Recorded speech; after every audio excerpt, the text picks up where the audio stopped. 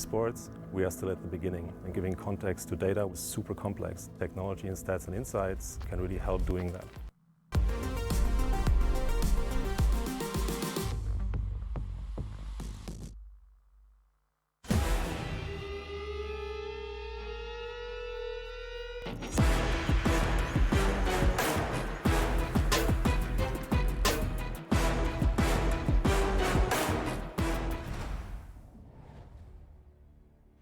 The two winners of the day currently going head-to-head, and we need to talk about what we saw. Are we seeing more of what we saw in their earlier series, or when they actually go head-to-head? Is this Alliance versus EHOME matchup proving to be a little bit surprising to us? Nahaz, now that we have this first game in the rearview mirror, what are you thinking about Alliance versus EHOME?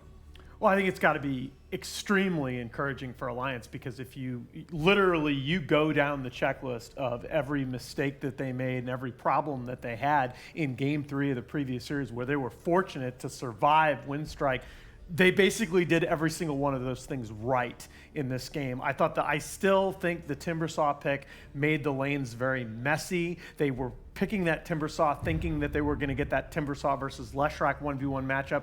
EHOME clearly did not want to give it to them. As a result, the mid game was just very pubby for the first few minutes. But that play there where Boxy gets the first blood ends up being very influential, and Alliance's transition in this game out of the laning phase into the mid game was nearly perfect. Blitz, I think the first thing he said actually when he was casting this game was, "This is the worst pub match I've ever seen." Exactly. So what actually caused that, the perfect storm, to create the worst pub match he ever saw Tsunami in the very early stages of the game? Both teams were very adamant about finding a lane matchup, and initially I thought that favored EHOME. It would favor the team with the Spectre when the rest of the heroes on the map are not bothering Spectre. And Spectre did fine. She got a very relatively early Radiance, and she was participating in team fights whenever it was necessary. It's just that a lot of times EHOME felt very, very interested in killing this Timbersaw, and Boxy was perfectly okay with that being the situation, because then Sven would roll in, fresh BKB, all the spells have been used on Timbersaw, and he would just start chopping wood on all these heroes.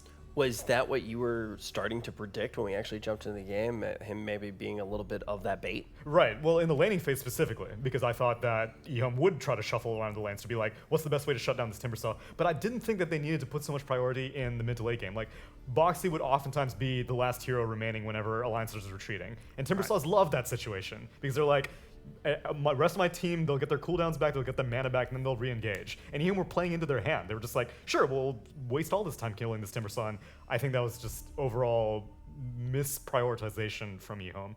Yeah, I think it was also, even though the Spectre came out okay, the laning phase, the Sven Grimstar combo was able to at least put pressure on that lane early on, so that the Spectre, that was one of the mistakes that Alliance had made in the previous game, was allowing Spectre a little bit too much early on, and they really did a pretty good job contesting N's lane in this game. And like I said, they were just it was completely the opposite. They were taking fights in the right places on the map to make EHOME feel pressure. I mean, they were basically on the Radiant side of the map from the 12-minute mark onward. Yeah, now I want to get back to the big picture that you already started to put into frame for us, Nahaz, and that was the idea that Alliance, they fixed a lot of the mistakes. We had a pretty clear outlook before we even saw them play today, what we wanted to see from them and what we knew could potentially happen. We see their first series. It's pretty easy to actually number what a lot of those mistakes are. They fix it here. EHOME, when we go back to their first series of the day, they had plenty of mistakes in game number 1, and all of a sudden they come back in game number 2 and game number 3, and those seem to be mistakes of a completely different team. Do you think we find ourselves in a similar scenario to that Tsunami when we actually continue moving forward here in the final series of the day? The thing is that they picked a hard carry for Neverend, and that's something that they didn't do in their first series. And so while all 3 games of their series versus Hamburgessa, they went for fast strats, game 1, they faltered because, I don't know, for whatever, early in the day, maybe they weren't ready to run a fast strat, and then they fixed those mistakes in game 2 and 3. Now, I don't know which direction they're going to go against this Alliance series. If they want to go for late game again and pick Neverend, a late game carry like Spectre or Terrorblade or Medusa, whatever, then I feel a little bit more confident because they showed that they know how to recognize their mistakes from an earlier game in a series and then fix them later on. If they start doubting themselves and they're like, maybe we shouldn't, maybe we should again end Leshrac instead. Maybe we should go back to what brought us success in Hamburgessa. I think that's a bad idea because I think that's what Alliance are more prepared for. This debut of the Spectre, like, Koikva, Lone Druid, heroes that not a lot of teams pick, like Lone Druid and Timbersaw, are where Alliance show some of their most unique strategies. And I think if you pick something like Neverend Spectre, they're going to know what to deal with.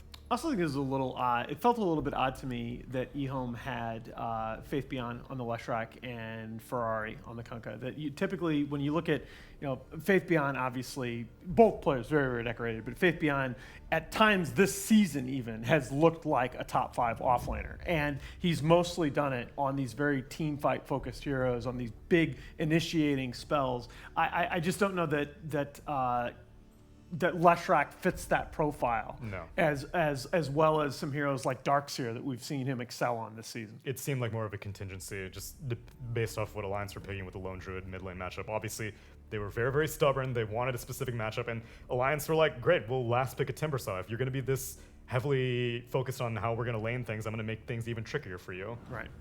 Now, do you think, Nahaz, and this is something that I'm kind of grabbing from what you just said, EHOME potentially wins in the late game? Nahaz, do you feel that way? They should go for a late game strat? I think you going for a late game strat is fine, but it's always about how much damage are we going to concede before we get to that point, and do we have this elite high ground defense lineup? I think anytime you have a Warlock Spectre, you're going to be looking to go late game, and you're going to be fine with going late. At the same time, though, you looked at that mid game as we got from the 25 to the 30-minute mark to the 35-minute mark. That Alliance lead kept going from 15K to 20K, and you just said they're just too far behind at this point. I mean, it's telling to me the game didn't even end on a high ground push. Alliance, and we've talked about Alliance having trouble finishing games. They didn't even really have to go high ground in this game. They won that last fight outside the base, and EHOME were just like, no, we're too far behind.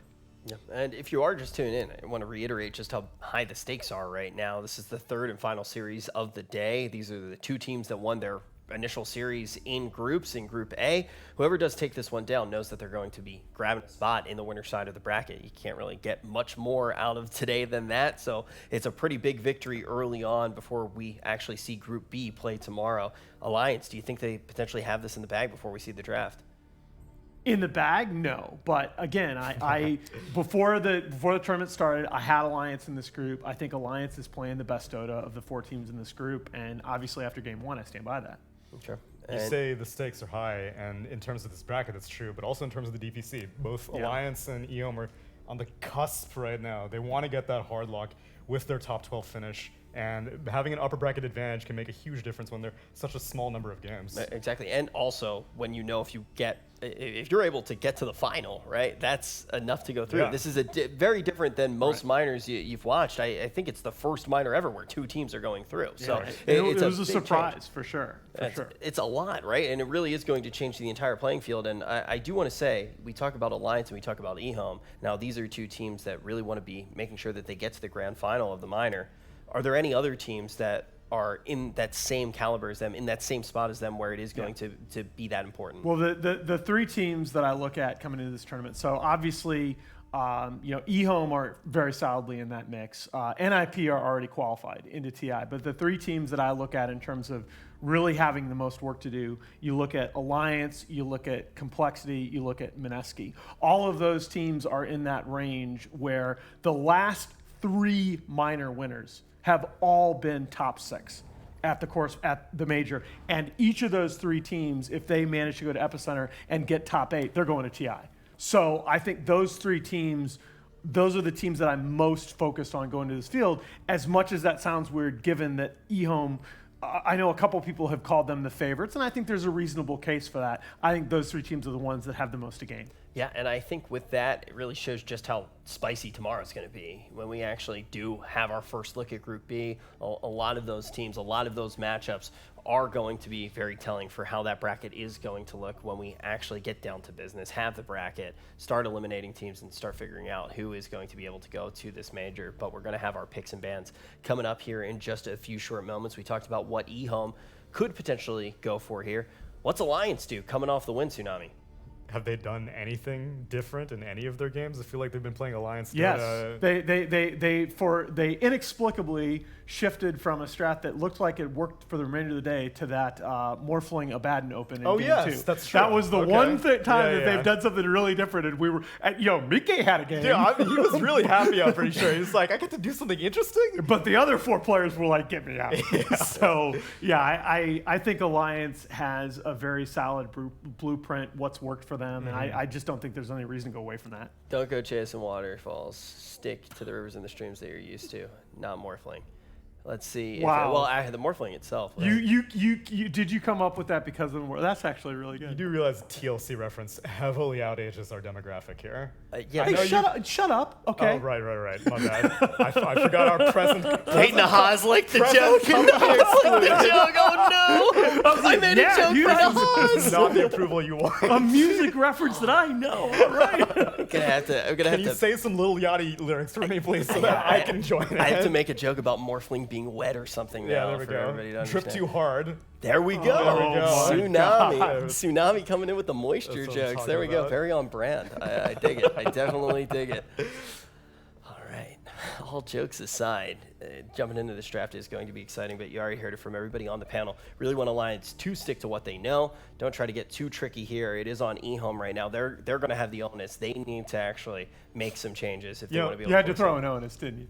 No, you gotta love the 2 TI champion coaches in this series. It's true. Going at it. TI3 and TI4 champions represented here. Dude, if Alliance did lock into TI, what would the Europe qualifiers even look like?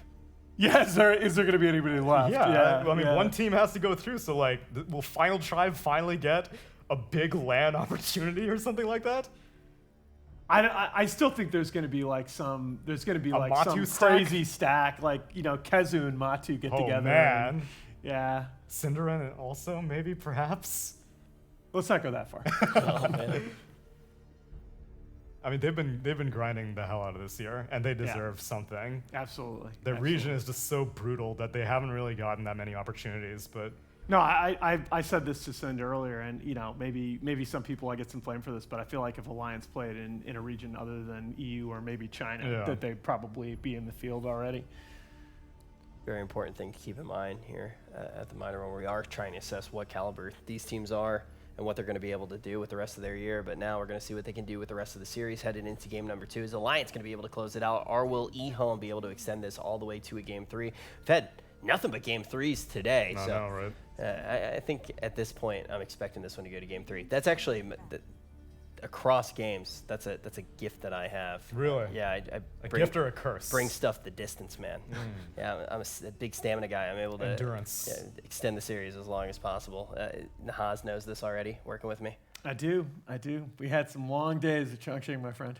And that really sounded weird. Honestly, we're not gonna do that. We're not gonna do that one again. Not black level weird. Long though, days, so we're all and right. even longer nights. Oh my! All right. Thank you Oh, the for making it times- even more The weird. times we had, Nahaz. The times we had. Get me out. Okay. Happy to be here. in I Ukraine do. with I you. do like the anytime you got Faith Beyond playing on the other side. I really like that Darkseer ban. No. I think you don't give him that hero. Will they first face Sven again? Will EHOME respect If it's the there. Sven? I don't think so. I think Sven is Radiant team back. again. I think you That's a ban better that respect hero ban. Yeah, before yeah. Sven. I agree. Quakefa got 2 wins already. So might as well just take that possibility. It makes your mid laner like much safer. Yeah. Ferrari feels much more comfortable when he knows he doesn't have to deal with that. Hero-wise, the big questions coming in. I wonder whether Io will be contested at all. I think Yeah. that hero is just In the previous series, in the Amber against the Problematic. EHOME, he was getting banned, which is why I was Yeah. so confused that it was utterly ignored. I know Chen is getting ignored, and I'm perfectly okay with that after seeing his 7.22C nerfs. But Io, I think, is still viable. I also really do wonder if any player here is liable to do it, it is Quakefa. I wonder whether we're going to see somebody try out Tinker. Because Oh, I yeah, think that's that's very true. interesting. I That's think true. that buff is very interesting, the new talent in particular. Yeah, for some reason, all the Tinker players are on hiding on the internet because, like, everyone's like, does he need 150 GPM? Does it really help? I mean, it's level 15, it's so late. But I haven't heard any definitive Tinker player be like, yes, it's a great buff, or no, it does not help him become competitive again. They seem to be keeping their cards close to the chest right now. Yeah. Well, I think it's hard to say, right? Because I think Birmingham was way more similar to 7-2-1 than I expected. Yes. The meta has definitely not shifted yet. And I think you're going to see that happen over the course of this tournament and at Epicenter. That first of all, teams are going to realize that supports are just a lot stronger, and you're going to see average game time start to go up as a result. You got to get those Aghanim Scepter synths going. Oh, I'm perfectly okay with seeing later games.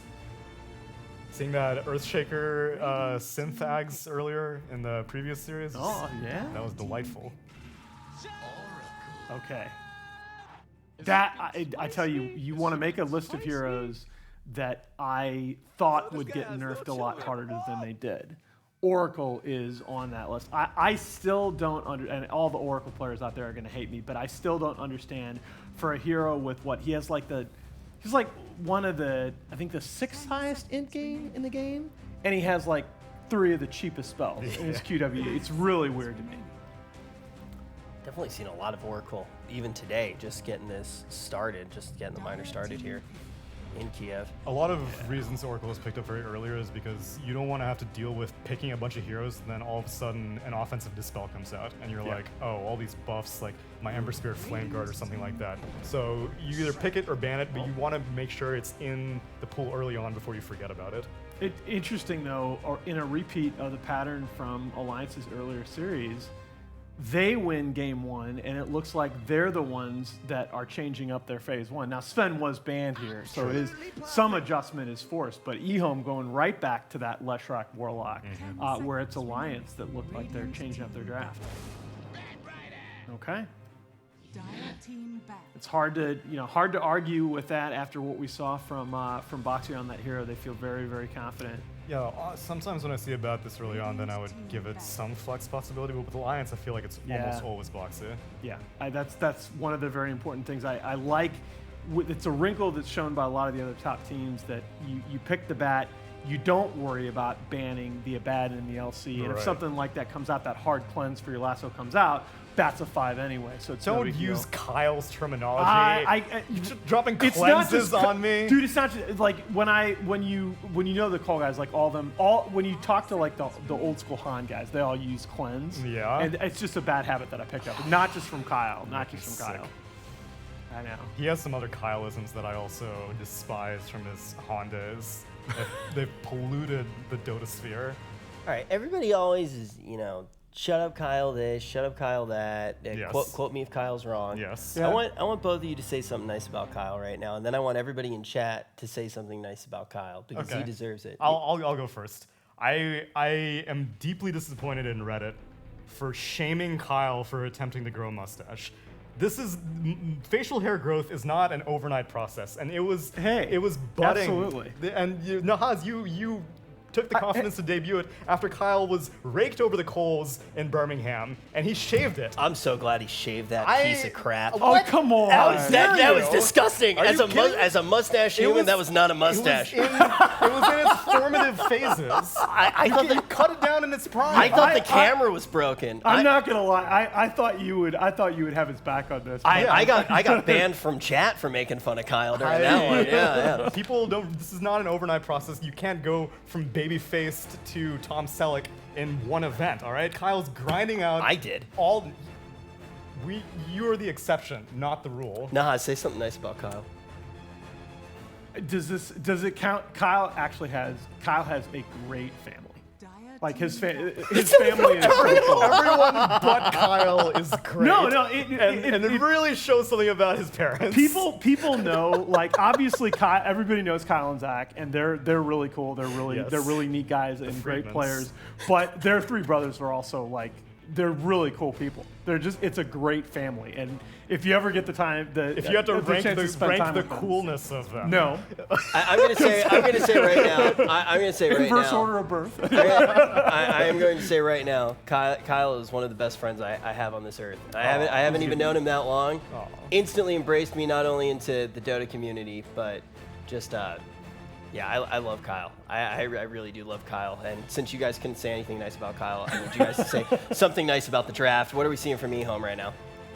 a lot of respect. Freaking Clockwork Yeah, Sven, Clockwork Lone Druid respect band. They don't want to deal with anything that Alliance threw at them. Literally all 5 of these are respected. Yeah. The Right. Morphling debuted the previous series as well. Yeah, exactly. And Taiga's Earth Spirit Earth has been Spirit, magnificent legendary. for Alliance recently. For sure.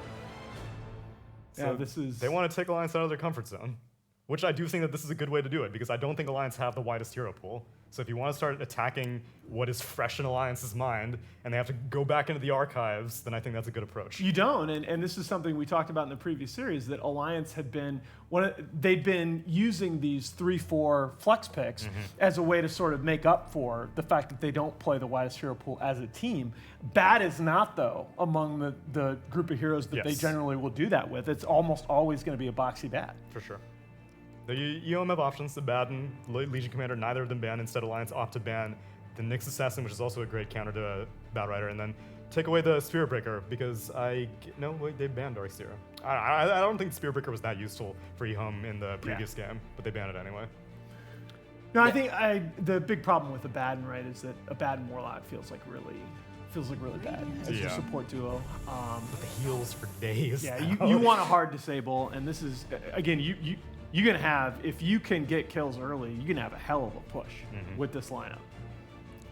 Now, this is exactly the opposite of what you said you wanted from Alliance if they were going to be able to win, right? You wanted to see them completely stick to the game plan. I mean, I'm sure if it was up to them, they would. Oh, there you go. But there you EHOME go. are not letting them. EHOME are banning out everything that they thought Alliance knew how to play. But Alliance, they're still. But they missed like a super important, like Pango, when you talk about 3-4 flex. Now, in this case, with the Batrider on board, you know it's going to be a Taiga Pango. But Pango has been one of those heroes that both Boxy and Taiga have just played at a phenomenal. I actually think Taiga's record in officials with it isn't as good, but I know he's very, very good personally. Omni, this is interesting. I think there was an Omni ban earlier that I was raising my eyebrows at, but EHOME is going to go ahead and pick it. I guess it must be like a Faith Beyond specialty or something because he's had some good even Ambergessa was banning it out, and he's had some really good so then what? You go for like a strength carry now? Sven is still available. No, he's not. It's banned. CK. Oh, that hero looked so bad earlier today. It did. And there are a number of his counters that would work as an EHOME 5th pick. Like, say you pick CK, you have to ban like Medusa. Right. I don't know. Yeah, it is a little bit. At least today, right? Alliance have been picking Mike's heroes fairly early on and protecting the offlane matchup. And you're seeing the draft outline here is quite a bit different, as you're going to see likely the 1 and 2 position as their last 2 picks. You keep coming back to it, but you have to compliment EHOME, though, for trying to force Alliance out of their comfort zone right now. So you go Storm here? No, okay, Monkey. All right. Interesting. A lot of, obviously you're picking this. It's kind of the same idea as the Timber in the last game. You're picking this Monkey King, hoping to get the Monkey King isolated against Dominate in lane. Yeah. But then do you, like, who's mid? They still need to pick their mid lane? I would not object to Boxy showing up mid if he wants to against Leshrac, perhaps. Still don't know if it's a Neverender Ferrari Leshrac. Yeah, I mean, and frankly, prior to today, I would have said 100% Ferrari. Exactly. But whoops. Yeah. This is what, the 4th game that we've seen Leshrac for EHOME? Yeah, they really love this hero. What do you think? I do too. Yeah, but what do you think it is that's causing EHOME to go towards it so much? I think it's just one pick that they are willing to build a draft around, rather than throw out the playbook every single time. They're like, we'll keep Leshrac, we'll change the surrounding heroes around him, but we think this hero is so successful. Yeah, all right. I'm down. Wow. That looks like a pretty good Alchemist game to me right now. Why are you so down? Because, again, you think about the timings that Alliance prefers. You think about when they like to be strong and how they like to end games. Alchemist he's a hero that naturally accelerates throughout that mid game. Again, the part of the problems that Alliance has had that we've talked about is they've had a hard time getting farm on 3 and 4 heroes. They've had some very lopsided farm distributions, and Alchemist is just a hero that makes a lot of his own farm. Right? He adds to the total amount of resources available on the map. Okay, so breaking the first wall of alchemy there and creating more matter than there initially is. EHOME, only a few seconds here to actually lock. I don't think alchemy has laws. Like thermodynamics have laws. Alchemy. Oh man, you don't watch any anime, man. Oh, I'm sorry. Is this a Full Metal Alchemist type thing? Yeah, it was for all the cuties in the chat. Oh. So Mike, yeah, rise up. There's so many Mike, cuties in Monkey, the chat. Koik for Alk. And yeah, you have to pick. So this is going to be, ZY. In their defense, ZYF he was one of the better Terrorblade players. Yes, back when for sure. Terrorblade was huge in the meta. Yeah. This is a hero that he has a lot of experience on. But I think despite Alliance picking very different heroes in this game, they have a lineup here whose timing they really like. And if they can pressure this Terrorblade early on in lane at all, I like their chances. Okay. I am excited for a potentially another very late game, because then I get to see a lot of Aghanim Scepters come out. And we no longer have to theorycraft like, well, he could give it... Well, I mean, priority is still important, but no longer do we have to be like, oh, he can give it to this hero. Yeah, but this hero doesn't have an exactly. Ags. Everyone has one now. And plus, I also want you to have a very long day. Oh. Hey, man. And there are a lot of people who are super high on Pango Egg, so... Yes. Yeah. I've definitely had a very long day. The stats actually do confirm it. And all of those analytics, we know that we can trust them because they are provided by our analytical partner in SAP. And with that, we're ready to jump down to potentially the final game of the day. We're about to find out. Let's see what they have in store for us. Well, apparently it's going to be an Alchemist. That's one of the things we have in store for us. A last pick, Terrorblade as the response. Blitz, how you feeling? I think it was a really nice out game. Yeah, it is, right? I think that TB, like when it comes to like a strictly ultra late game perspective, he's really good. But mid game, I think Alk just runs at you a little bit too fast. How about the aspect that they have both a very well supported core Leshrac as well as core Terrorblade that can take a lot of buildings early? That is one That's way got to to be do good it. against Alk, right? I have seen very good out games turn into very bad out games. The best example of it would be, what was it, Keen versus, what was it? We saw it in Mumbai. Keen versus... I don't even know why. It's Iceberg's team. I don't even... Oh, the Flight of Moon team? Or, Yeah. Yeah. You remember when they played at... No, it wasn't Flight of Moon. It was when they played in Mumbai. It was game 1 or something like that. Oh... I might vaguely remember something about this. It was Keen versus the Pango. The Pango, that's right. It was Keen versus the Pango. They picked like Wraith King, and they just ran at them. The score was like 32-0 or something at one point. Oh, yeah. Yeah, that's... I don't that's even hype. know why you asked me these questions. My memory is so terrible. Yours is so good. It I was might game as well 1. just sit here silent and just wait for you to figure it out. It was game 1. It was the puck game from E, where he like solo killed Alk twice when he tried to go for a CS Oh, on the high yeah, that ground. should never have happened. Yeah, it's like that kind of game I think is ideal for an Alchemist, but they still ended up losing. And part of what made them lose, like the long story and the point of it, is that they just ran at them nonstop, never let the Alk get settled, cut off all of his farm. You want to make it so that he hits this like 14-minute radiance time. That was really good body blocking there from Taiga. It only evens out the bounty runes going Still for a win. 2 for 2. Considering Alk provides you absolutely nothing in the level 1 bounty rune fights, normally it's like a 3 for 1 or something like that. Yeah. That's Going 2 for 2, I think, is just fine. I will say, by the Taiga way, is just getting in right now on Faith Beyond. He is staying in front of him while right-clicking him. He is managing This with might this just be a Orb of kill. Venom, doing so much. I think He this has is the a round kill. of Swashbuckle. I think so too. Is the last of the burst damage for Taiga, the first blood. And honestly, what a better forward position to get your first blood on. That's sick, too, because what that's going to do is put him in a weird position where if Boxy sees this, he can just swap lanes immediately. Yeah. Like, if he doesn't like the matchup, he can just swap out, and he'll be fine. Because the Omni... Actually, Omni's not TPing for this reason. Wow. Yeah, this is, he's just going to have to do the long lockout to keep his TP off cooldown. This is... I feel like EHOME overcommits to stuff like this, if I'm honest here. Where they just really want to be able to have that laning phase matchup. And they won that game of Chicken game 1, ended up losing the game overall. And this duo, I mean, honestly, I'm not expecting a whole lot out of Pango support level 1, but just the fact that he's catching these heroes far away from their towers with an Orb of Venom and has the backup of an Oracle as well, so they can't even turn around and fight him. It's just destroying everybody. I will say the best way to deal with this Alk is to have a really active forward position. Yeah. You want somebody that can just like get in his face, get on top of him, be very annoying. Shaman is not terrible at that. He has a way to clear the illusions too when he inevitably gets Manta. Yeah. And Jin-Q has a very natural pushing tool. When it comes to pure ganking, I feel like this is a little bit optimistic. Maybe he can do it. He can get one swing in, but so hard to catch that courier, which is so damn fast when it's in that walking form. Takes 2 hits. Not able to get the follow-up. Well, it looks like our Alchemist is kind of getting a free lane right now. He's 10-1 compared to the Terrorblades 8-5. They're going to put Neverend mid lane and put the Leshrac top. So it's because the creep wave hasn't pushed back into him. That's why Neverend doesn't really have all that CS, but... Oh, yeah.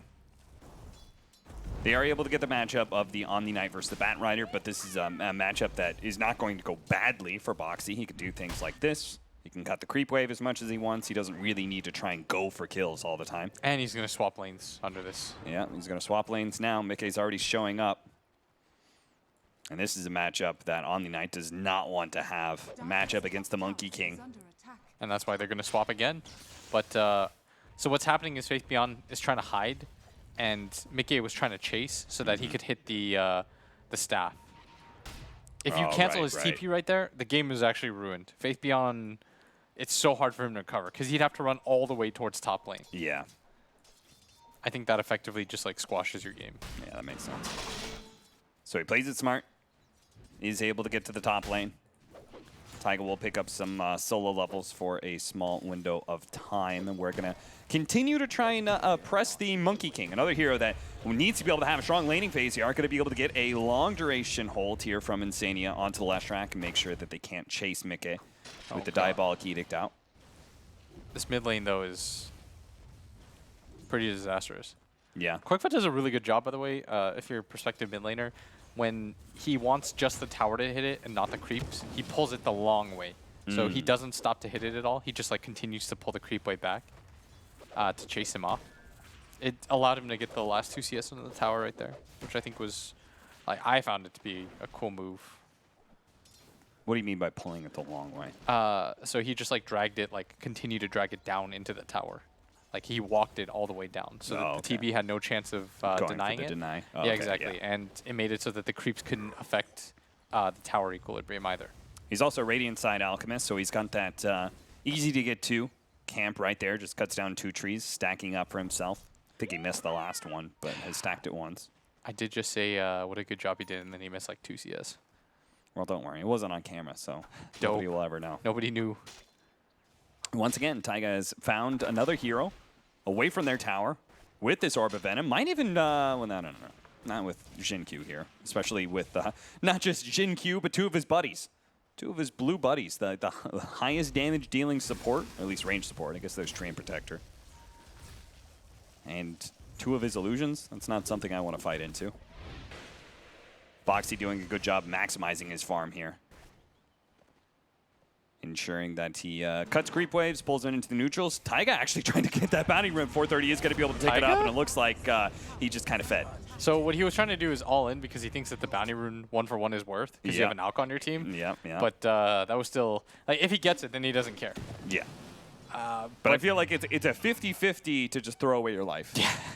Like, even if you win the 50-50, you can be like, okay, that was a even exchange? No. The thing is, you're dying no matter what. Like, he knows he's dying there. But he's just hoping to all in. Was he dead? Wasn't he fine? No, I meant once he went for that move. Oh, yeah. Once he makes that move, he's like, the entire point of it is to trade his life for a bounty rune. Yeah. And I guess that's the thing for me is, like, 50-50, you don't get it. And even if you do get the 50-50, like, trading away your life, do you think that's actually worth the bounty rune straight up? Yeah, I think for the Isn't Alk. it just kind of even? Nah, it's pretty dope for the Alk, man. Okay. It's so good for the Alk. I mean, I'm sure our Leshrac isn't going to disagree with that move from Taiga. 430 is going to be happy with it. A faster Rod of Atos for him. I really like Rod of Atos, especially versus the Alk. when he doesn't quite have that Manta timing yet. Yeah. Like, you want to put pressure on this hero, run at him. The really like when long-range Never initiation on Monkey King is really sick too. Plus, you just want as many ways to get control as you can. Yeah. And that really helps as 2 nice to nice from Never End. I mean, for me anyways, the game is boiled down to, like, can he outget like a sub? Are they going to get this courier? They're just hunting courier nonstop. But again, they are just 1 hit shy of being able to claim it. Can Koiko get a sub 13-minute Radiance? Oh, coming in from behind, Jin Q ran down the trees. They do have that magic immunity, but there's just too much physical damage from the maxed out Diabolic Edict build coming out from Ferrari. Oftentimes you'll see the Lightning in the mid lane because the Edict is effectively useless mid lane. Yeah. Like, you'll see Sumail, most recent Leshrac performance that we saw, he opted to just get the 2 levels, and then he started leveling the Edict up after the 3 levels of the Lightning. But at some point you are going to get it. It's just not very good from the get-go. Yeah. As once again, the courier strolls past Boxy.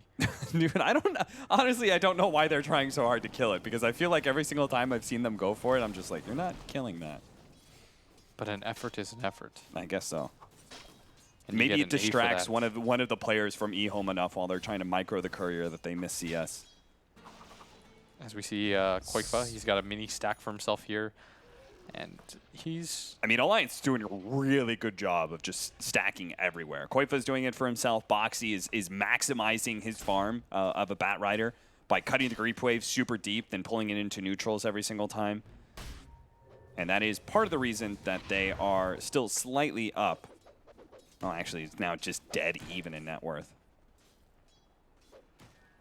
So EHOME must be doing really well for themselves in CS if they're keeping pace with an Alchemist and all this neutral stacking that I'm seeing. And you can see all 3 of their cores have actually gotten a lot of net worth out of lane. It's Koikfa. He's going to immediately TP out. Maybe he gets the range creep. Oh, 1 HP. Denied by Faith Beyond, who's gone a 4-2-1 build. So not maxing out the degen aura as early as possible. Going to try and jump onto the Oracle here, but the Bat Rider is going to make sure that Jin Q not going to last for long. I like they give the Jingu stack over to Mickey just in case he needs it. And you see that he's going to go for the Wraith Band, just probably go Echo. What I love about Monkey as a core is that he's not very greedy. Yeah. Like, he's very easy to build into this like mid-game hero. Another D ward from Innocence, as he's gotten quite a few this game. As Faith Beyond makes his way towards mid. There's no ulti on the out. Just getting beat down by Never End. He's going to keep pushing forward, kill the next creep wave, and this will put a lot of pressure on that mid-tier 1 tower. Can Alliance actually respond, though? Faith Beyond making sure to just sit with Never End. So even if they TP in or something like this, Boxy can't actually abuse EHOME diving in so deep. I like that move from EHOME a lot. They were trying to just force the Alk out entirely out of that wave. Yeah. And also take his mid tower. And if you take the mid tower, it's going to be worth it.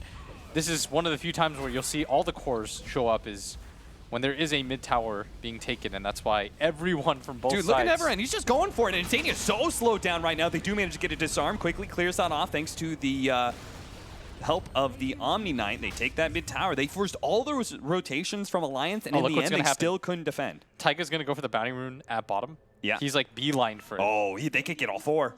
They're going to get at least this one at top. Oh. And Jinkyu's, in fact, I think Koikva had no vision, so he was worried. Oh, Taiga might not be able to get it, so it's actually 2 for 2 unless Boxy... Oh, Faith Beyond barely snags it in time. Boxy is able to fly himself away, so he's okay. Our games are always so funny because it devolves in these kinds of situations. Yeah. And Koikva could have gone for the top room, but obviously without any vision there. He was quite afraid that they were just connecting, but they were in fact going for the bottom play. Who's the team that we always mean? The Keen, right? How they just don't care Keen about bounties? I bet Alliance playing love. Alchemist against Keen is OP. They tried that, remember? They lost that game, dude. The Pango. Oh, the Pango lost? Yeah, they got crushed. It was like 20-0. Maybe that was just the Keen trap. To make you think they don't care about bounty runes. Boxy barely getting away from the last rack with the first reveal of the Rod of Atos. You saw pretty early timing by him. Oh, this is a nice glyph. If they got somebody to TP up at top, but no one's TPing quite yet, we'll get the deny on the range creep as Koikva trying to drag the creeps over to the next set of neutrals for himself. Almost has the, well, he has enough gold, 4,000 in the bank right now, so Koifa can pick up the biggest part of his Radiance. That Relic. Meanwhile, EHOME focusing on those smaller items, has drums on the Omni Knight, just trying to get their team fight together. I love the fact that they, as you said, you know, heading into that mid lane, they recognized, especially with the Pango not being level 6 and stuff, there's just a lack of team fight on Alliance. They can't really stop EHOME when they have this Omni Knight plus Leshrac or Omni Knight plus TB hitting a tower. I would like to see them speed up the game a little bit more than this, though. Yeah, you don't think they're doing it fast enough? No, I think that the Alk is about to hit the 12-minute Radiance timing. The Omni Knight pull him back into the Pango, who's going to roll on in, hits him once, hits him twice, but it's not really going to be enough, and they're actually going to try and kill Boxy here, surrounding him with the Serpent Words. Right as he came down with a Firefly, they're going to make sure to stop that TP, and Taiga, well, he at least can swashbuckle away. His Faith Beyond is currently stuck inside of the trees. They are learning their lesson from the previous game where they went for like the 5-man nonstop. Yeah. Got punished for it real hard. Like Never End is acting like an insurance policy, which I think if you're playing a hero like TB or Spectre, you should be.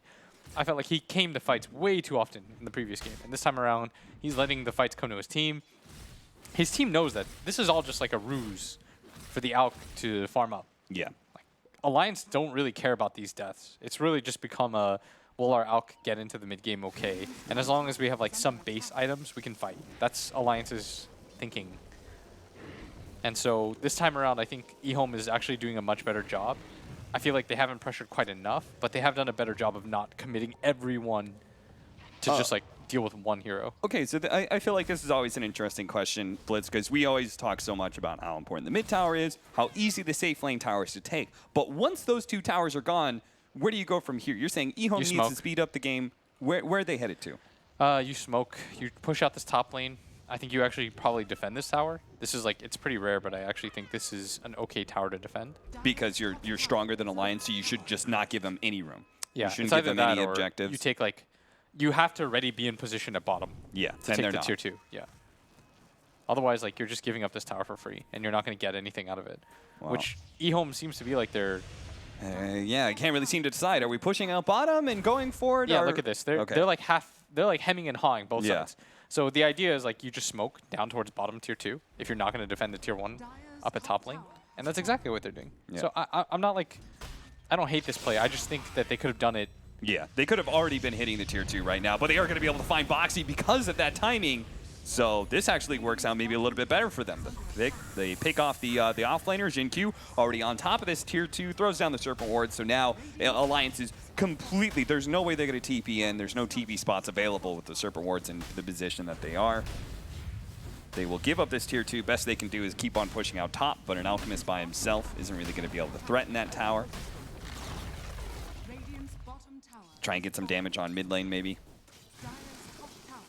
But other than that, an early Blink Dagger from the Alchemist, so not the fast Manta Radiance build. What do you think that is? I think it's so that you don't... Oftentimes, like when you play Alch, you're really obsessed, I think, as an Alch, to just farm. Yeah. But getting the Blink Dagger first allows you to at least like take some fights. And it pressures in lane pretty good too. Because you'll at least have the 2 levels of the stun, which he does right now. And that's quite a bit of damage. That means that like anybody he sees, especially with the Radiance burn, he'll kill supports really quickly. Bounty rune time. Alliance is very well split up, trying to get all 4, but it does mean there's going to be some pick-off opportunities. It's going to be on Taiga. Meanwhile, though, Boxy, he tried to run over, but EHOME already had both bounty runes well protected there. They had Omni Knight sitting on 1, so Boxy tried to go in for the dire side bounty rune, but Never End was sitting right there. He knew exactly what Alliance wants to do. They're going to try and split you up, grab as many bounties as possible, potentially suicide for them.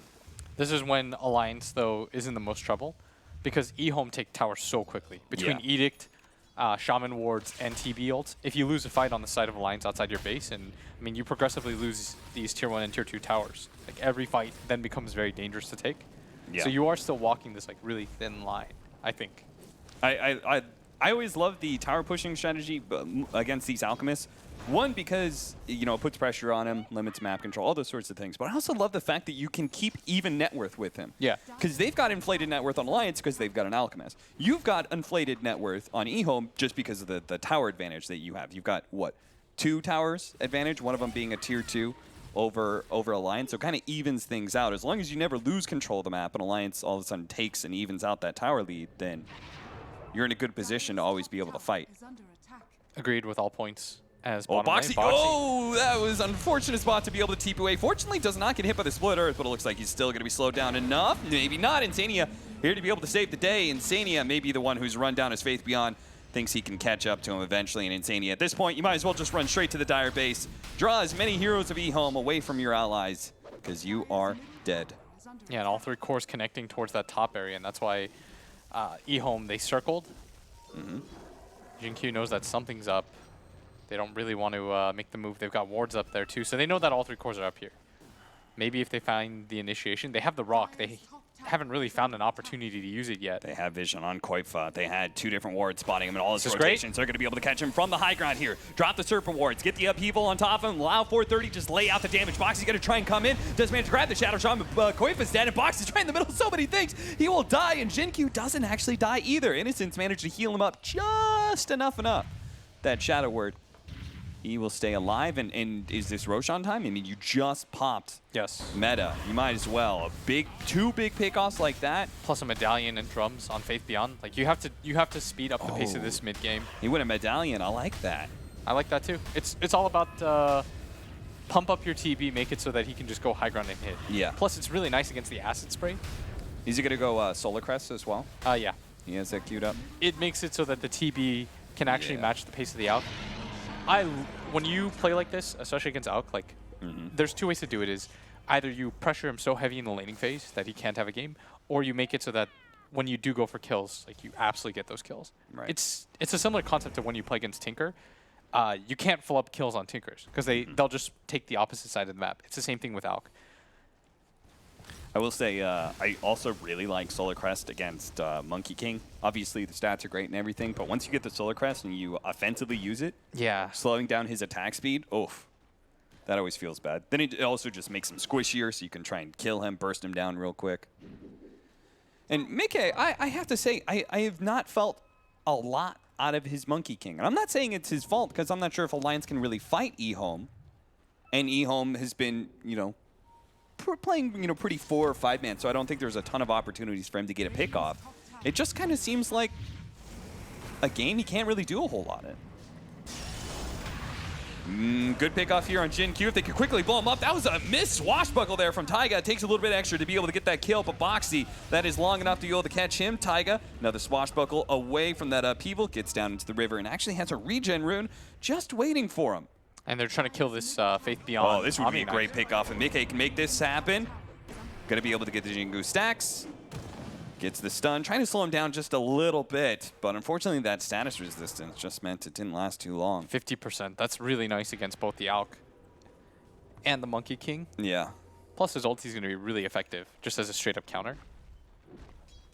Oh, for sure. All this physical damage that's coming out, the only heavy magic damage is really maybe a little bit of from Pango, but mostly the Bat Rider. And I really like this Diffusal build too. They might even find the AUK here, but barely just don't. Why do you like the Diffusal Blade build? I think it's really nice against, well, that thought as... Insania is very good. Yeah, the Courier does survive as a result.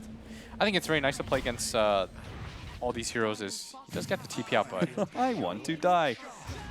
Okay, he took like 20,000 damage. That was very unlikely. Space for bounty runes, space for bounty runes. That's what you say, and that's what you get. It gets you an added element of catch, which I think is really nice. Plus the AUK naturally doesn't want to build BKB second item or anything like that.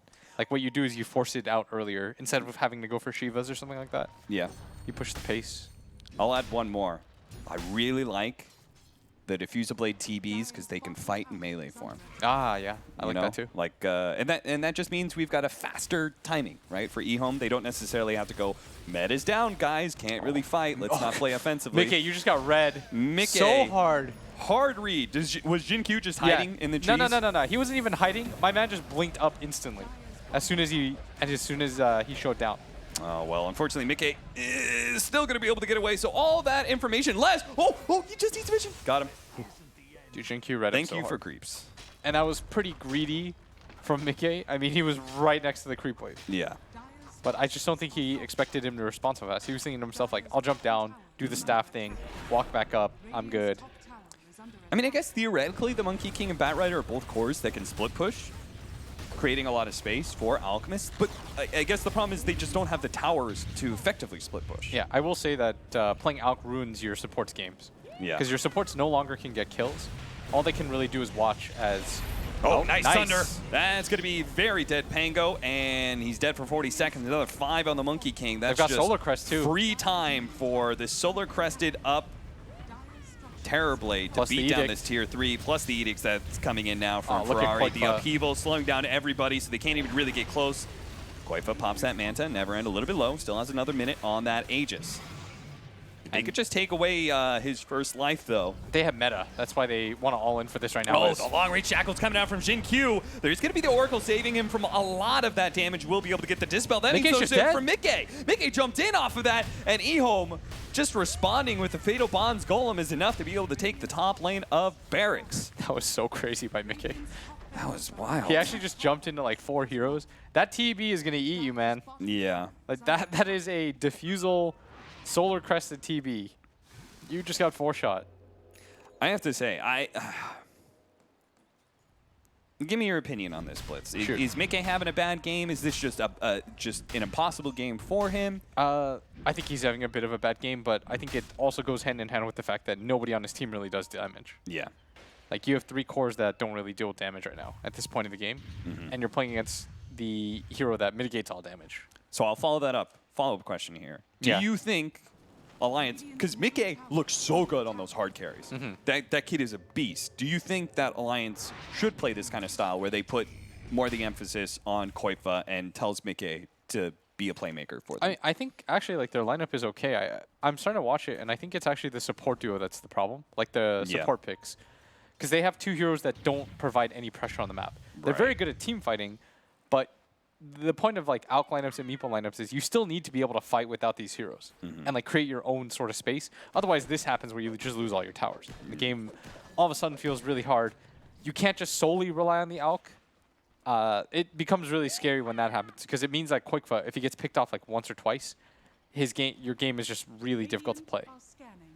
And of course, the #1 thing we always say about Alch games is if the net worth is even, that usually means you're behind on the side of Alch, and if you're behind 5K, that means you're super far behind. Real behind. That 5-man smoked, looking to be able to rectify that net worth lead that EHOME currently has, and they got the perfect pickoff. They managed to pull up the Omni Knight. The roll in for the Pango is going to be able to dissuade anybody from trying to catch the Omni Knight and save him. He's even going to try and get one more disable onto 430, but he misses. Rolls away to safety, and it looks like Alliance are going to call it a day. A pickoff on an Omni Knight, that's good enough for them. No, and Taiga just... they still lose Taiga. All right, Taiga's just dead. Did you get Rod of Atos? I guess. I'm not sure. I thought he rolled it up out of... Yeah, I thought he was just rolled away and swashbuckled out, and he's good. Yeah, and this might actually be a kill. And this is exactly the principle. It's going to be able to catch Insania. He is able to instantly disperse it, but there is going to be still a problem. I really like that comment that you made now about the melee thing. Like, we see that right there. He didn't have to pop the meta to be able to catch and kill the Oracle. Yeah. Now we're just rolling on through. Especially once he's got the butterfly, he'll have even more movement speed. Oh, he's so... be able to work with. They're going to try and get the Firefly damage in front, but instantly EHOME respond. Managed getting the disables onto Boxy. Now following it up on Koifa just to be able to chase them away. And let's lay some damage into those tier 3s. Neverend's going to position himself a little bit farther back to make sure that Lions can't easily poke at him. It's a 4-on-5 with no ult. Rolling Thunder on through with the instant blink dagger. They need to be able to change disable. Don't let this one hit. The BKB gets them. Ever so barely, the BKBs go off from Alliance to make sure he can't get that Thunder down. Now they're going to be able to win the fight as they should be able to chase some heroes down. Looks like they are going to be able to catch the Warlock. Who's next? Boxy has a blink up, 3 seconds, also has a lasso, so this could be a really big kill if he finds them. Oh, he but guesses unfortunately, wrong. it looks like EHOME have disappeared into the night. Actually, does find Jin Q. He spots Jin Q, will be able to bounce him over, gets the lasso.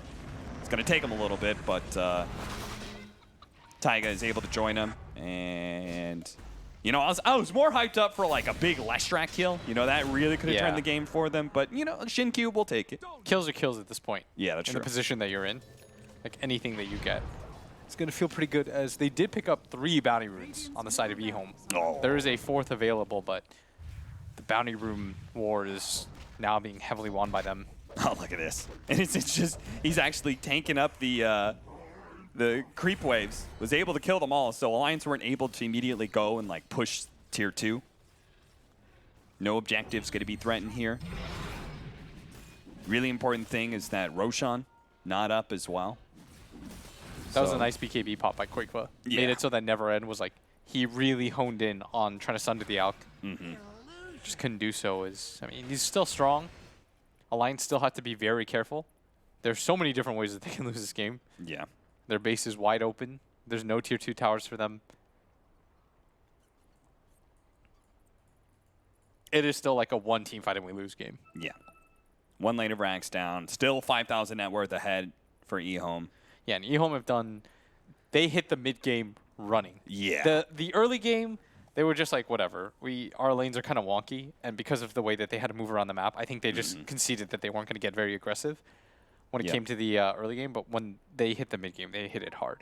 Plus, the ward vision in their own jungle, I thought was very smart to be able to root out the Alchemist, who they knew was going to play on that side of the jungle. Like, being able to get that crucial kill, because that immediately then led to the Roshan, which allowed them to take the top racks. Like, that was just good support play all around. A pick off on the Alk turns into a good team fight for EHOME, turns into a good Roshan taking for them, which is then just a huge advantage to this take game, buildings. This game, they're abusing their ward vision. I feel like in the previous game, they did such a good job of getting wards up and not getting dewarded and dewarding themselves. Yeah. Usually you want to take advantage of that, and last game, they just didn't. Yeah. Because they got rid of their ward advantage by just 5-manning nonstop at single heroes that would run back at them. No, you're right. EHOME had the wards destroyed advantage in game 1 until I think like the gem got picked up from Alliance, and then of course like wards are just going to start dying. But and in game 2, they're taking better advantage of this. Yeah. Although they can still lose this game. I think this Alk still has room to grow. There's some pretty nice ags that he can pick up for his team. Yeah, there's a lot of them. There's the double lasso.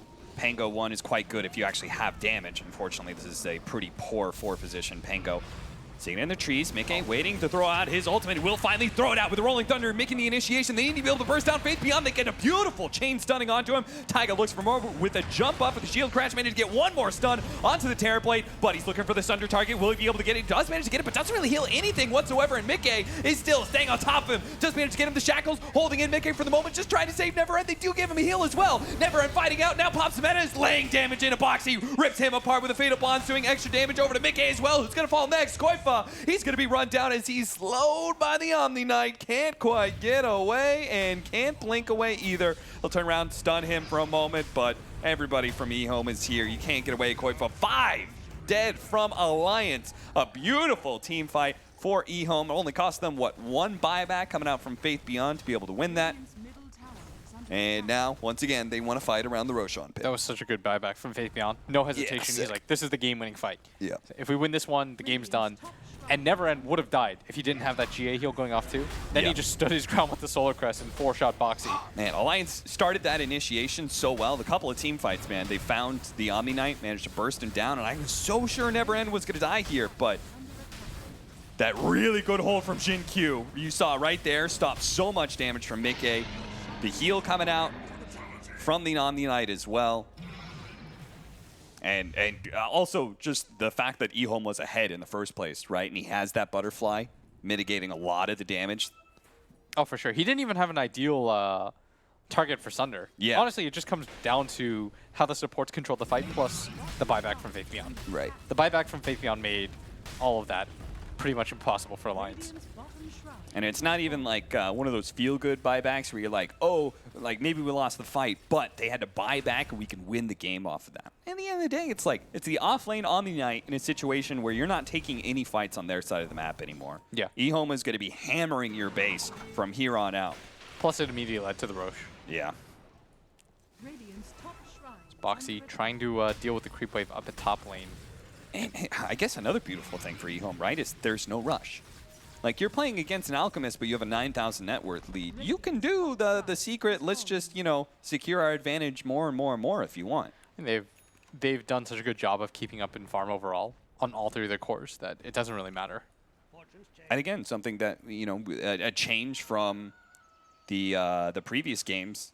Game 1 was saw ugly. for them, where they were just always willing to 4 or 5 man and not keep up their farm on all 3 of their cores. I really like that they made the hard effort because you're playing against Alliance. Like, Load is their coach. They know how to split a map. Like, don't let them do that to you. And I think that's what Alliance was hoping for with this Alk pick. They're like, okay, dope. Like, you guys will just run it as 5. Like, Alk will just farm, and then he'll come out with 6 items before any of you guys have 2 items, and the game is over. But this time around, they made the hard read to not just 5-man. They had very good vision. And now they're look gonna go at for the them. 5-man. Look at this. Oh, yeah. Just smoke inside their base. Just get him. Find Boxy next to his melee racks. He's like, oh, I'm going to be fine here. Not a chance. Insania now you can't TP that spot He's either. dead. He can't even save himself. He dies so fast. Now, mid lane Rax is going to be in trouble. We're going to force a buyback out of the Oracle, but none is available for Boxy. And to be honest, I'm not sure how Alliance defends this, but it is going to be defense in 4 versus 5 at bottom lane with an Aegis and a full 10-second BKB on Never End still.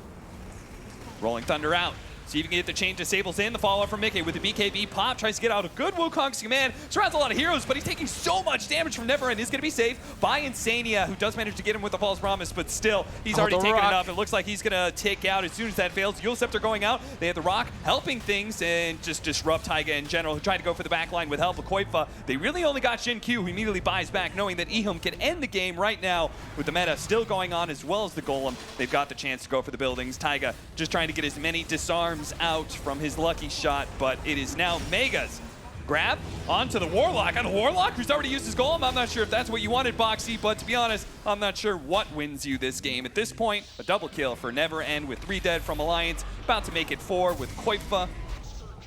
And that's it. Alliance will call it GG. A dominant EHOME victory here in Game 2 against the, I guess, last pick for Alliance, who's 9th pick overall. So it wasn't like the ultimate trump card, but it was still a good game for an Alchemist, as you said at the start. But EHOME showed all it takes is the right kind of play to beat that strategy. If you have a hero like Alk, you still have to have other heroes that can fight around the map. Yeah. That can output damage. And they just didn't really have that. And that was just a very good job by EHOME overall. Like, they were very decisive with their movement. When they actually got kills, it led to things. It led to Roshans, it led to towers, which is what I felt like they sorely lacked in game number 1. Yeah. The would you say the Pango? I mean, when they picked the Pango, I wasn't that optimistic about it. And it had a good start to the game, too. Yeah, getting the kill on the Omni Knight was pretty big, but it's just the mid-game didn't really do too much to him. Yeah. And then, like, the only time we saw like any kill power coming out is when Boxy would find some sort of lasso and they'd Rolling Thunder. Even that sometimes didn't actually turn into a kill. Yeah, so it's just the lack of damage on both supports, and your offlaner just needs more farm. They were just spread a little bit too thin, trying to create space for the Alk, who did have a very good Alk Radiance timing, just wasn't really enough in a game like this. Yeah, and so all around rough game for Alliance, but EHOME showing that they can actually shape things up, which is a really good sign for the future, right? We've said a lot about how EHOME has some issues when it comes to some of their play, some weaknesses compared to what we see from Tier 1 teams. The fact they can make these adjustments is a good sign, right?